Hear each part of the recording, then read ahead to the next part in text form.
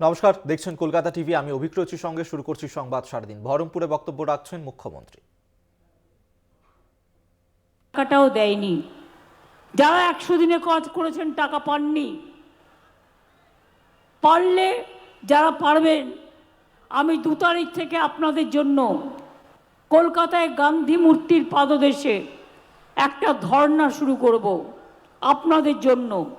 পারলে যারা ভাতা পাননি তারা আসবেন, পঞ্চায়েত সমিতি, জেলা পরিষদ আমাদের যারা আছেন, এমএলএরা আছেন, তাদের নিয়ে যাবেন। 2 হচ্ছে 11 লক্ষ হাউস ক্লিয়ার হওয়ার পরেও সেই টাকা সেন্ট্রাল গভর্নমেন্ট দেয়নি। আমি তাদেরও বলছি, তারাও যাদের নাম লিস্টে আছে, আপনাদের জেলার লিস্ট ডিএমের কাছে নিয়ে নেবেন। সব জেলার লিস্ট ডিএমের কাছে নিয়ে নেবেন। তার কারণ ডিএমের কাছে পুরো ব্লক ওয়াইজের লিস্ট আছে। তারা যারা পারবেন 3 তারিখে আমার ধর্নায় যাবেন। মনে রাখবেন, যখন 100 দিনের কাজ হতো, এটা পুরো সেন্ট্রাল ফান্ডেড প্রোগ্রাম ছিল, কম্পালসারি ছিল। কিন্তু বিজেপি সংবিধান মানে না, এরা মানুষকে ভালোবাসে না। যেমন বিজেপি তেমনি সিপিএম, এরা সবাই বাম রাম সাম এক। পঞ্চায়েতে দেখেছেন, অ্যাসেম্বলিতে দেখেছেন, জেলা পরিষদে দেখেছেন, লোকসভায় দেখেছেন। আপনারা দুহাত ভরে আমাদের দিয়েছেন, তাই আমরাও দুহাত ভরে আপনাদের দিচ্ছি। একটা বড় কাজ করেছি, পরিযায়ী ভূমিক এখানে তৈরি হচ্ছে। যারা বাইরে কাজ করে, আপনাদের আত্মীয় স্বজনরা মারা গেলে আমি তাদের নিয়ে আসি, আমি তাদের পরিবারকে সাহায্য করে দিই এবং চাকরিও করে দিই। এখন আমরা একটা সিস্টেম করছি, শামিরুল ইসলামকে দিয়ে একটা বোর্ড তৈরি করেছি। যদি আপনাদের কোনো প্রয়োজন হয়, বাইরে যারা কাজ করে তাদের সাথে যোগাযোগ করার আপনি 1 সেকেন্ডে করতে পারবেন। কেউ আপনার বাড়িতে অসুস্থ, তাকে খবর দেবেন, 1 সেকেন্ডে করতে পারবেন। কেউ অসুস্থ, তাকে নিয়ে আসতে চান, আমাদের বলবেন, আমরা নিয়ে আসব। এবং শুধু একটাই রিকোয়েস্ট, পরিযায়ী শ্রমিকদের নাম যেন ভোটার লিস্টে থাকে। তা নাহলে এই বিজেপি আর বিজেপির দালাল সিপিএম এবং আদার্সরা তারা কি করবে, তারা এনআরসি করে সব মানুষকে ভাগিয়ে দেবে। মুর্শিদাবাদ জেলায় অনেক বর্ডার আছে, বিএসএফ অনেক অত্যাচার করে, গুলি করে মানুষ মারে। নতুন একটা কায়দা শুরু করেছে, বলছে আমাদের একটা কার্ড নিতে হবে। জিজ্ঞেস করুন কটা কার্ড লাগবে? কার্ডগুলো কি গলায় ঝুলিয়ে রাখবে? আধার কার্ড আছে, প্যান কার্ড আছে, রেশন কার্ড আছে, স্মার্ট কার্ড আছে, 100 দিনের কার্ড আছে, কন্যাশ্রীর কার্ড আছে, ঐক্যশ্রীর কার্ড আছে, শিক্ষাশ্রীর কার্ড আছে, সংখ্যালঘুর কার্ড আছে, জয় জোহারের কার্ড আছে, কিষানদের কার্ড আছে, মজদুরদের কার্ড আছে, আশাদের কার্ড আছে, আইসিডিএসদের কার্ড আছে, সেলফ হেল্প গ্রুপের কার্ড আছে। আর কত কার্ড চাই? আসল প্ল্যানটা কি বলুন তো? ওই কার্ডগুলো করিয়ে নিয়ে আপনাদের নামগুলো নথিভুক্ত করে নিয়ে পরে আপনাদের এখান থেকে তাড়িয়ে দেওয়ার প্ল্যান করবে, ডিটেনশন ক্যাম্পে রেখে দেবে। এসব করতে দেবেন না। কার্ডের যদি প্রয়োজন হয়, আমি ডিএমকে ইনস্ট্রাকশন দিচ্ছি, DM must instruct all the BDO and SDO.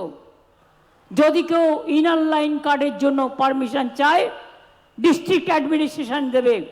আগে এটা ডিস্ট্রিক্ট অ্যাডমিনিস্ট্রেশন দিত, তাদের হাত থেকে পাওয়ারটা কেড়ে নিয়ে law and order is a state subject.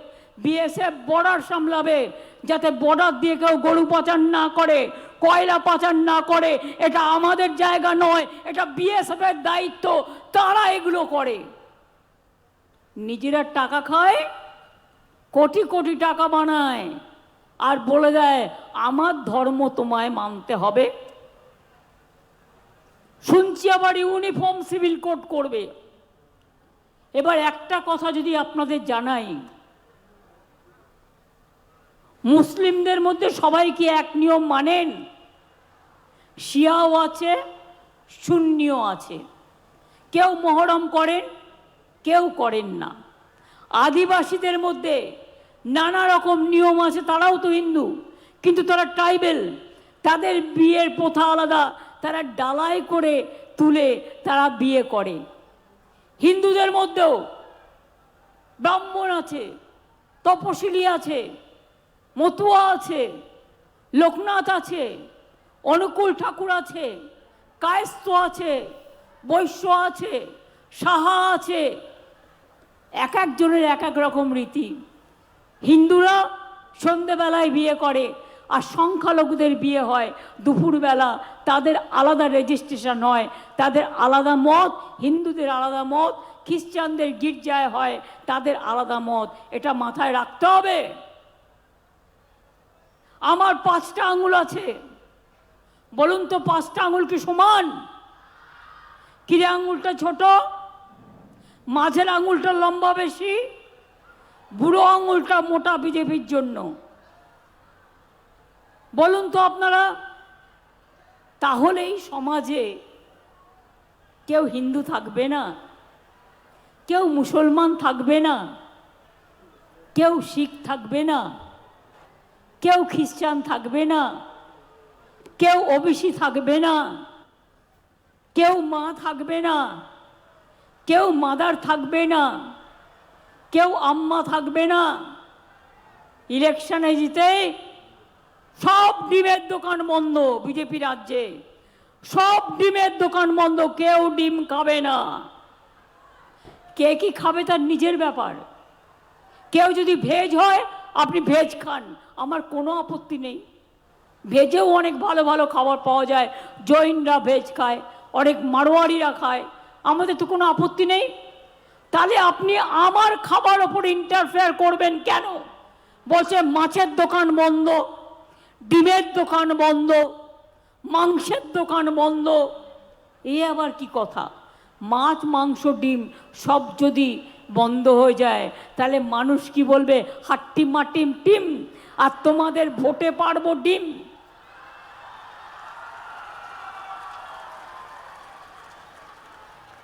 Pregnant মাদাররা ডিম খায়, বলে না খাওয়া যাবে না। কেন?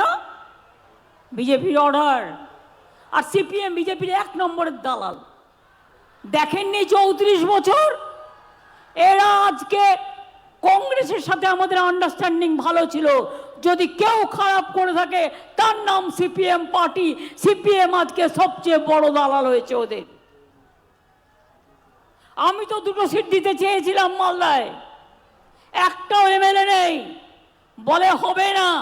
আমি বললাম কটা চাই? 42। 42-এ 42টাই হারবে, আর বিজেপি জিতবে। আর বাংলা এসে তারা মস্তানি করবে, লুট করবে, মানুষকে খুন করবে, অত্যাচার করবে, তাড়াবে। আমি হতে দেব না। আমার ক্ষমতা আছে, হিম্মত আছে, আমি বিজেপিকে লড়তে পারি। একটা ঘটনা আমার কানে এসছে, যদিও তাদের সাথে পারিবারিক সম্পর্ক আমার আছে, পলিটিক্যাল সম্পর্ক নেই। আমি একদিন কংগ্রেস করতাম, কংগ্রেস থেকে আমাকে তাড়িয়ে দেওয়া হয়েছিল। আমি তৃণমূল কংগ্রেস তৈরি করেছিলাম বাংলায় মা মাটি মানুষের আশীর্বাদে। আমি ভাবলাম গেটার ইন্টারেস্টে সবাই কাজ করবে। আমি প্রস্তাব দিলাম প্রথম, তোমাদের একটাও এমএলএ নেই, ঠিক আছে তোমার মালদার 2টো সিটে আমি 2টো সিট দিচ্ছি, আমি তোমায় জিতিয়ে দেবো। বললো না হবে না, সঙ্গে সঙ্গে প্রত্যাখ্যান। আমরা ভাই নমস্কার, আমাকে আমার মতো করতে দাও, আমি সিপিএমের সাথে চলতে পারবো না। ওরা আমার মাথায় মেরেছে, ওরা আমার পায়ে মেরেছে, ওরা আমার কোমরে মেরেছে, ওরা আমার চোখে মেরেছে, ওরা কত মানুষের জীবন কেড়েছে, ওরা কাটরা মসজিদ করেছে, ওরা কি করেনি, একটার পর একটা অত্যাচার করেছে। নিয়ামত হরিহর পাড়ায় গুলি চালিয়ে 8 জনকে হত্যা করেছিল কারা? আমি সেদিন এসেছিলাম, কেউ ছিল না সাথে। বহরমপুরে আপনাদের ভাগীরথী গঙ্গায় বাস পড়ে গিয়েছিল, আমি এসেছিলাম ছুটে। আপনাদের এখানে আরেকটা ইনসিডেন্ট হয়েছিল, আমি এসেছিলাম, সবাইকে চাকরিও দিয়েছিলাম, টাকাও দিয়েছিলাম। কাশ্মীরে কাজ করতে গিয়েছিল, 6 জন সংখ্যালঘু ভাই বোন মারা গিয়েছিল, তাদের এখানে নিয়ে এসে চাকরির টাকাও দিয়েছি, তাদের চাকরিও করে দিয়েছি। কোথায় করিনি? কোথায় করিনি? আজকে আপনারা জানেন লক্ষাধিক ছেলেমেয়েরা আজকে সংখ্যালঘু ডাক্তার হয়েছে, ইঞ্জিনিয়ার হয়েছে, WBCS হয়েছে, IAS হয়েছে, IPS হয়েছে, ইঞ্জিনিয়ার হয়েছে, আমাদের জেনারেল কাস্টের মতো তারাও এগিয়ে এসছে। আমার কন্যাশ্রী মেয়েরা, আমি তো চাই তারা ডাক্তার হোক, কোনো ভেদাভেদ তো নেই। সরকারি স্কুলে সবাই কন্যাশ্রী, কলেজে সবাই কন্যাশ্রী, সরকারি কলেজে, ইউনিভার্সিটিতে সবাই কন্যাশ্রী। মনে রাখবেন, ওরা আমাদের গর্ব। আগে বাবা মা ভাবতো কোথায় টাকা পাবো, মেয়েদের তাড়াতাড়ি বিয়ে দিয়ে দিই, বেচারা তাদের গিয়ে সংসারে ওই ভাত রান্না করতে হতো আর সংসার টানতে হতো। আর এখন মেয়েরা কেউ ডাক্তার হচ্ছে, কেউ ইঞ্জিনিয়ার হচ্ছে, কেউ প্রফেসর হচ্ছে, কেউ বড় বড় চারিদিকে কাজ করে বেড়াচ্ছে। আপনারা আমাদের গর্ব। মা বোনেরা মনে রাখবেন, মা বোনেরা জন্ম দিয়েছেন যে শিশুকন্যাকে, সেই শিশুকন্যাটি একদিন বড় হয়ে সারা পৃথিবীতে আপনাদের নাম করবে। তাদের জন্য চিন্তা করবার জায়গা নেই। যদি কেউ মনে করেন আমি গরিব মেয়ের বিয়ে দিতে পারছি না, তার জন্য 25,000 টাকা আছে, দিচ্ছি তো আমরা। আমি অনেক আদিবাসী মেয়েদের বিয়ে দিয়ে দিয়েছিলাম গাজলে এসে একসাথে অনেক। আমি আবার DMSPকে অনুরোধ করব আবার এই ধরনের প্রোগ্রাম করতে। যারা তপশিলি আছে, যারা গরিব আছে, ছেলে মেয়ে তারা ঠিক করবে, বিয়ের খরচা আমাদের, আমরা একসাথে করে দেবো সমবেতভাবে। আপনারা কি জানেন 100 দিনের কাজ তো বন্ধ। আগে যখন 100 দিনের কাজের টাকা পেতাম তখন কি ছিল, গড়পড়তায় 40 দিন হতো, 35 থেকে 40 দিন। কিন্তু আপনারা অনেকে জানেন না, কেন্দ্রীয় সরকার টাকা না দিলেও রাজ্য সরকার থেকে বুদ্ধি খরচ করে আমি কিন্তু এবারেও 40 দিন কাজ করে দিয়েছি জব কার্ড হোল্ডারদের জন্য, এবং আগামী দিনও করব। ভিক্ষে পাওয়ার দরকার নেই, সব রাজ্য টাকা পাবে, বাংলা পাবে না। কেননা বিজেপির কালারে আমাকে রং তৈরি করতে হবে, বিজেপির লোগো আমাকে লাগাতে হবে, বিজেপির নাম আমাকে লাগাতে হবে। আমি লাগাবো না বন্ধু, আমি মরতে রাজি আছি, কিন্তু আমি মাথা নত করে লড়তে রাজি নই। আমি মাথা নত করে মরতে জানি না, আমি মাথা নত করে মরতে রাজি নই। প্রয়োজন হলে আঁচল পেতে মানুষের কাছে দাঁড়াবো। মাগো একটা টাকা দেবে, একটু চাল দেবে, আমি মামাটি মানুষের সংসারটা চালাবো। এত স্কিম, লক্ষ্মীর ভাণ্ডার, কন্যাশ্রী, বিধবা ভাতা, old age pension, Swasthyasathi, Khadyasathi, Samabyathi, Rupashree, Medhashree, কত স্কিম, হাজার হাজার কোটি টাকা লাগে এগুলো চালাতে। বলুন না, কোভিডের আগে বললো আমরা চাল দেবো, 5 মাস দিয়ে বন্ধ। আমরা কি চাল বন্ধ করেছি? ফ্রি রেশন পাচ্ছেন কি পাচ্ছেন না? আমরা বিধানসভা ইলেকশনে বলেছিলাম আমরা জিতলে বিনা পয়সায় চাল দেব, দিই কি দিই না? হ্যাঁ কি না? আরে মায়েরা তো একটু জোরে বলবেন, আপনারাই তো সংসার চালান। চাল বিনা পয়সায় পান কি পান না?